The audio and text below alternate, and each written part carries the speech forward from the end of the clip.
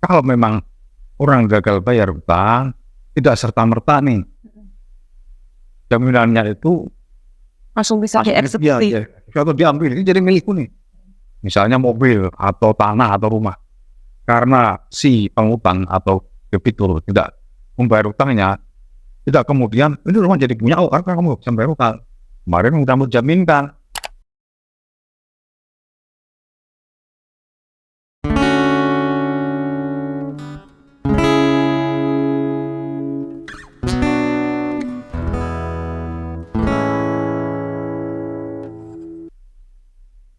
Sekarang hari ini kita mau ngomongin sesuatu yang baru dan belum pernah kita ngomongin sebelumnya nih. Series-series kita yang sebelumnya yang berseri-series jadi potong-potong. Nah, yang ini itu baru nih. Kita mau ngomongin objek jaminan hutang. Sebenarnya apa itu sebenarnya tuh objek jaminan hutang? Apa jangan-jangan yang biasanya dikatakan sebagai objek jaminan hutang di masyarakat itu bukanlah objek jaminan hutang? Yang baik. Jadi objek jaminan hutang itu kan sebenarnya untuk menjamin bahwa si pengutang biasanya disebut debitur ya. Debitur itu memberikan rasa aman bahwa dia akan membayar utangnya kepada si pemberi utang atau kreditur. Jadi suatu benda biasanya kan baik benda bergerak maupun tidak bergerak itu boleh dijaminkan nih. Jaminkan di dalam sebuah perikatan perjanjian utang piutang untuk memberikan atau menjamin bahwa si pengutang ini akan membayar utangnya.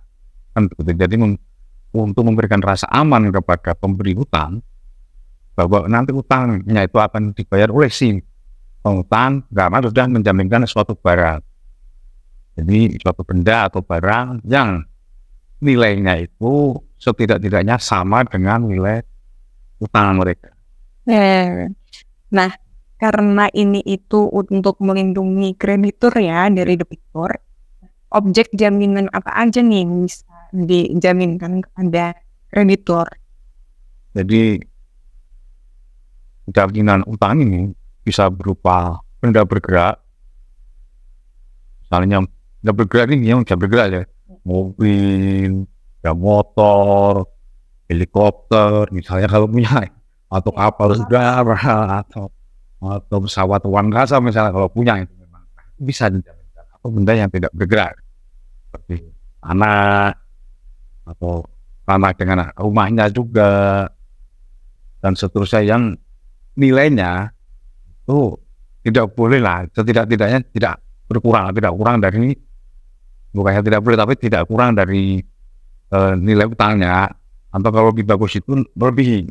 Jadi si pengutang terjamin nih bahwa keamanan uangnya yang dipinjam itu akan dikembalikan.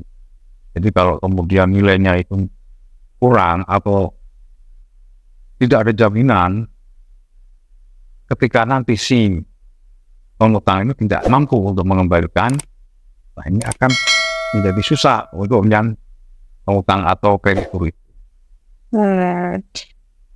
Nah, terus nih kalau misalkan ternyata debiturnya itu gagal bayar misalkan, apakah dia tuh ada masalah dengan keuangannya sehingga pembayarannya terhambat misalkan, itu bisa dilakukan apa aja nih oleh kreditur supaya dia bisa memastikan bahwa uangnya yang dipinjamkan itu tidak hilang?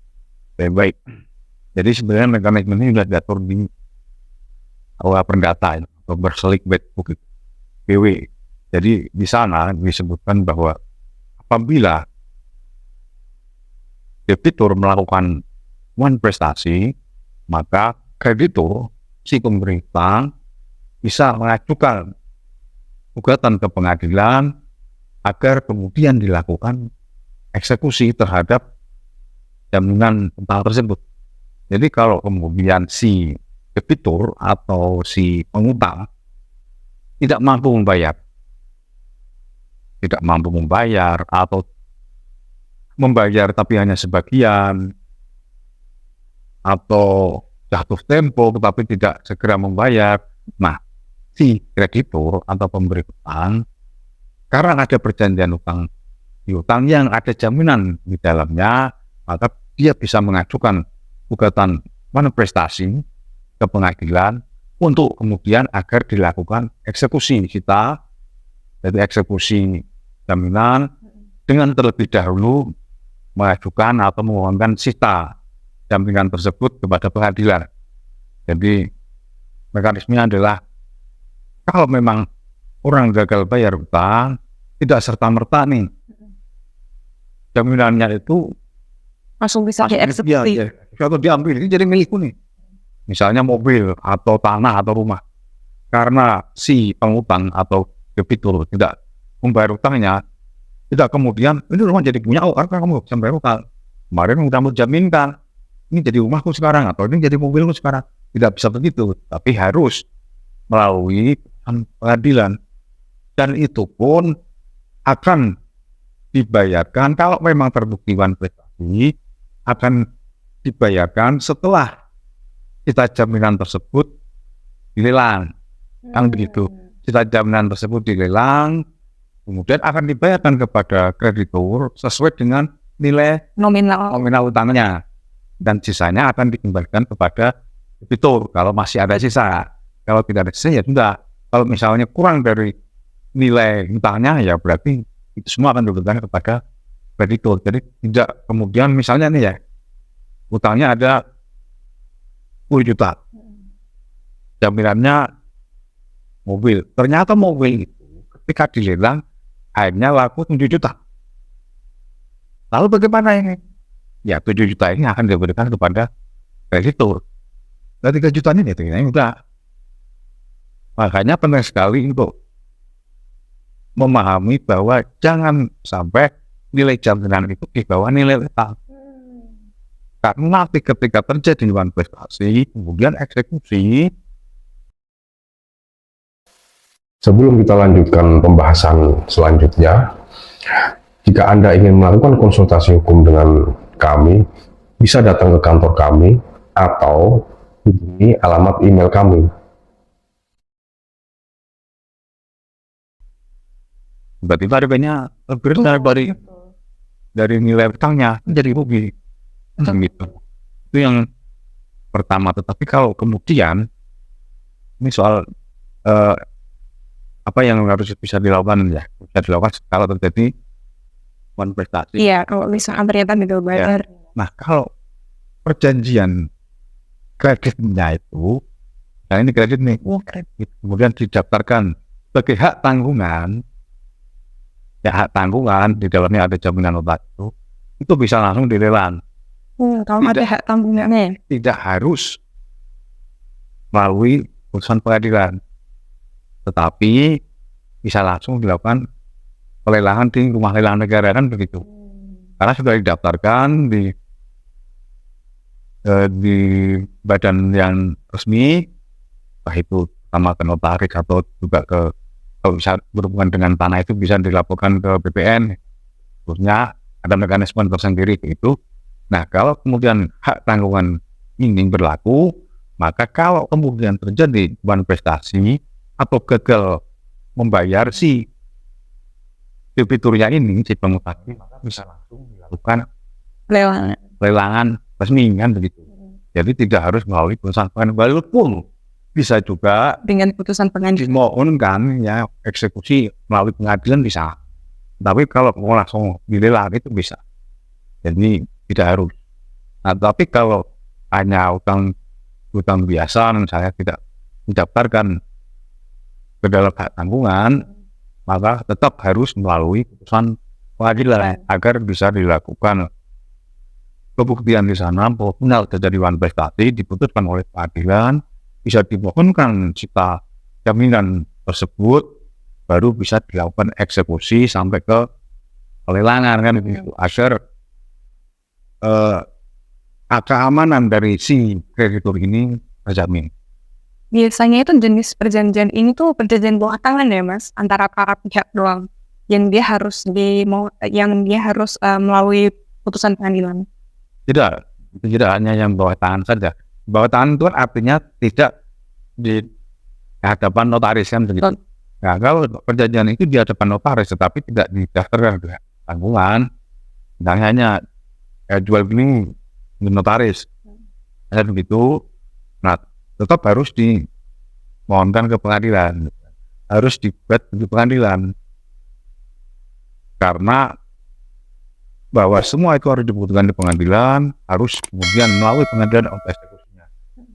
Kalau bawah tangan ini kan malah kadang-kadang merepotkan, karena nilai perjanjian walaupun itu tertulis, kalau kemudian diingkari oleh salah satu itu akan menjadi susah. Gitu ya. Nilai pembuktian dari sebuah dokumennya, kalau itu bawah tangan, itu tidak sama dengan Yang otentik. dokumen otentik yang dihadapan di notaris atau utang atau jual beli dan Gitu ya Mas. Nah terus ini gimana nih Mas, langkah-langkah apa aja kalau misalkan ternyata kreditur itu pengen nagih nih kepada debitur. Kalau misalkan ternyata itu tuh wah nih dia belum ngelakuin setoran nih. Nah, sebenarnya beginilah, kalau memang di debitur misalnya sudah jatuh tempo yang diperjanjikan tidak segera membayar, atau memang dia membayar tapi tidak sesuai dengan yang diperjanjikan nih, nominalnya misalnya, ya bisa ditagihkan tagihan biasa. Tapi kalau kemudian memang dirasa perlu dilakukan, dikirim somasi atau teguran hukum atau peringatan hukum bahwa si debitur jangan lawan ini, kewajibanmu harus dipenuhi, ingat, kasih peringatan sekali. Kalau masih saja bisa kita beri peringatan yang kedua atau somasi yang kedua. Nah kalau memang somasi satu dan somasi kedua kemudian masih tetap saja debitur ini lalai menjalankan kewajiban sesuai yang diperjanjikan, maka bisa dilakukan gugatan di pengadilan. Iya. Salah satu syarat untuk ngelakuin gugatan di pengadilan itu somasi juga kan? Ya, jadi kemungkinan besar itu akan ditanyakan apakah sudah Ditagihkan Ya. dulu ya. ditagihkan atau diberi peringatan hukum atau somasi kepada debitur, atau kalau sudah di pengadilan tergugat. Hanya yang menggugat adalah si kreditur, maka yang tergugat adalah debitur kan. Jadi kalau akan mengajukan gugatan dan tidak di pengadilan, sebaiknya memang somasi dulu, agar pertama bahwa ada itikat baik kita untuk menyelesaikan di luar pengadilan itu terbukti bahwa si kreditur memang sudah ada itikat baik untuk mengingatkan kepada debitur tentang kewajibannya tersebut.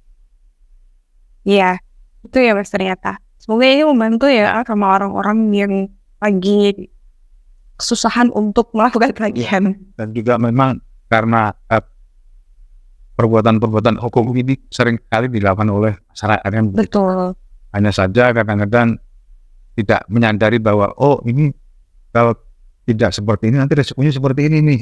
Kalau kita melakukan yang ini ada risiko ini, sebaiknya seperti ini yang aman. Nah untuk itu makanya kita memberikan nih sedikit pengetahuan setidak-tidaknya agar orang yang di masyarakat atau badan hukum, baik perseorang maupun badan hukum itu tidak terjadi konflik. Betul. Konflik di kemudian hari. Ya, Karena ini kan potensi untuk terjadi konflik itu Nah, lebih tinggi. ya.